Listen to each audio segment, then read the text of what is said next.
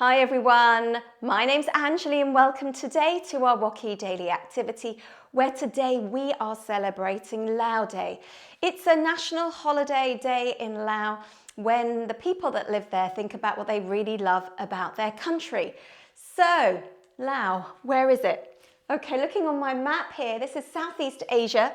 We've got Thailand, we've got Cambodia, we've got Vietnam, and then going through and surrounded by all of those countries, we have Laos. It's a landlocked country, there's no sea surrounding Laos, but what it does have is the Mekong River that travels from the north of the country all the way down to the south. It travels then on through other countries and out into the South China Sea. Now, having been to the Mekong River, it is just one of the most amazing places in the world. It has life that people live on the riverbank, so it's got life outside the sides of it, it's got life in it. And today I'm inspired to share with you a yoga sequence, a short yoga sequence, as we think about the flows, the twists, the turns, the movements, the speed of the flow of the River Mekong. So we're going to start down on our floor or a yoga mat if you have one. The floor or carpeted area is really perfect for this, or a rug works well as well. So put your hands behind you and your feet to the floor and bring your back nice and tall as we drop our knees over to one side. So both knees go one way and then both knees go the other. This is our seated spinal twist. If you can turn your head in the opposite direction to your knees, you'll get a little bit more of a spinal twist through your back. So it's a bit of a warm up for our backs in our short yoga sequence today. Okay, so we've got that river starting to flow. We've warmed up. We're going to come down onto our fronts, lying on the floor. And I'd like you to bring your chest and your shoulders up as you put your elbows and your hands on the floor. Bring your elbows under your shoulders and your legs are nice and long. So as I was mentioning about the life on the riverbanks of the Mekong, I started to think about children playing. And so I'm thinking about them maybe jumping a little bit, running around as we are warming up and exercising our lower backs a bit more. So if it's comfortable for you, you can just lift your feet a little bit off the floor, or you can really flick them up nice and high. Okay, now if your back feels comfortable doing that, you can have or imagine those children being more playful as we tap both feet up and down together.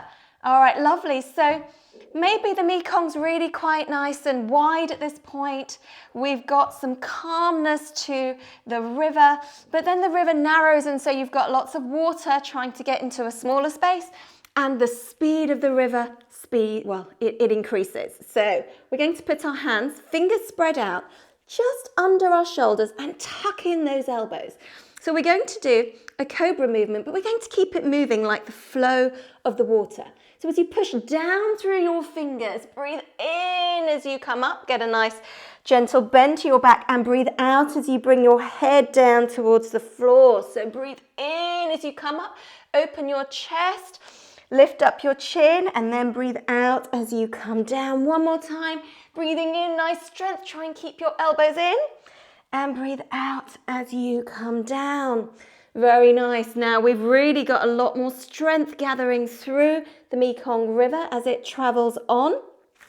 So take your hands back a little bit so they are next to your chest, fingers still spread out, and then push up through your hands and come onto your hands and knees, and adjust your knees if you like to make a nice rectangle. So knees are underneath your hips, your wrists are underneath your shoulders, and we've got more speed and strength through the Mekong. So breathe in as you look up, tilt your chin up, breathe out as you sit back towards your heels. Be very strong through your hands as you travel along the floor, and breathe in as you push up with your hands, and breathe out as you sit back. So a real movement flow here, breathing in as you come up and breathing out as you come back. If your wrists are sore, you can place those elbows down to the floor and you can just swing forwards and backwards as it's harder to do that rounded movement there.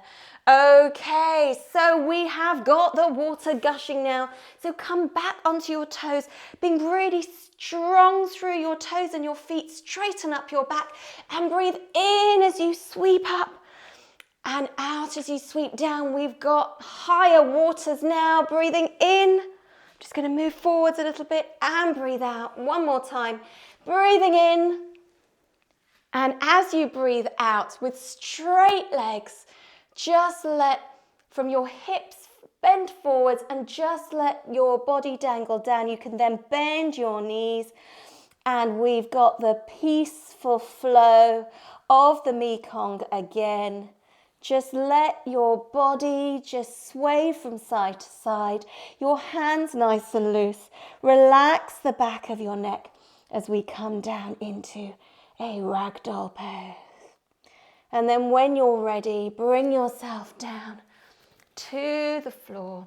Straighten up your back so your shoulders above your hips, and gently close your eyes.